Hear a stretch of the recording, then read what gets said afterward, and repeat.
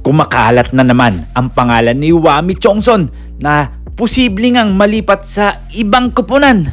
Well, isang exciting to at yan ang pag-uusapan natin ngayong araw na ito. Na si Wami Chongson ay posibleng malipat nga daw sa SMB dahil nangangailangan nga daw etong si coach ng katulad ni Chongson. Well, dati pa nga napapabalita na tong player na to na malilipat nga daw ito sa Barangay Ginebra.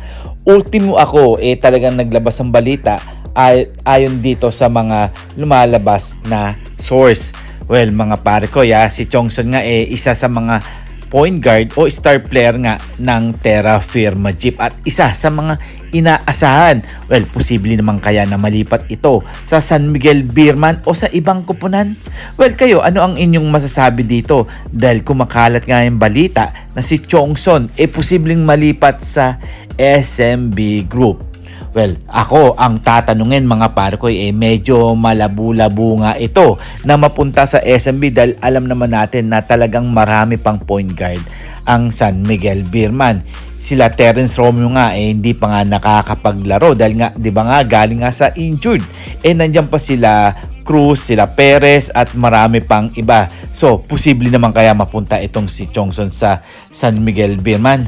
Well, kayo, ano ang inyong masasabi dito? Well, dumako naman tayo sa ibang player na talagang pinag-uusapan sa social media. Well, isa nga rin ito na player ng Meralco Bolts. Well, kilala nyo naman kung sino to dahil alam naman natin na isa sa favorite nga daw ni Coach Tim Cone ang player na to dahil talagang maasahan ito pagdating sa mga depensa. Well, kayo, may nahulaan ba kayo kung sino ang player ng Meralco Bolts na pwedeng malipat sa Barangay Ginebra? Well, eto nga ay si Chris Newsam ng star player nga ng Meralco Bolts.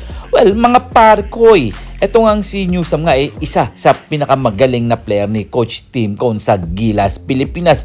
Kaya siguro gusto na makuha ito ni Coach Tim Cone. Well, mga parkoy, ito ay rumor lang at syempre matagal na rin napapabalita na malilipat nga ito sa Barangay Ginebra dahil alam naman natin na si Chris Newsam gusto na rin makalipat sa ibang koponan.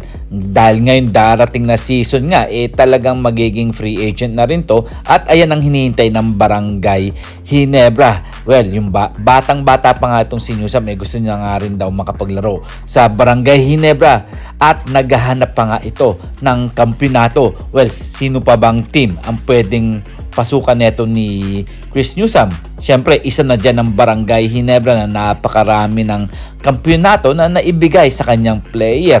At siyempre, nandyan din ang SMB at Magnolia Hot Shots. Well, siyempre, TNT hindi naman mawala dyan. Pero, sa mga napapabalita, talagang Barangay Ginebra talaga ang babagsakan neto ni Chris Newsam at sino naman kaya ang pwedeng ipalit dito?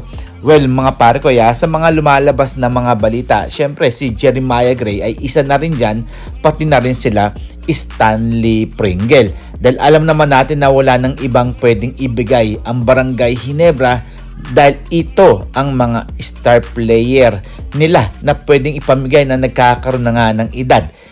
Well, ano ang inyong palagay dito? Ano ang inyong masasabi? Pero nasa inyo pa rin yan. Tandaan nyo, lahat ng ito ay rumor lang at nasa inyo pa rin yan.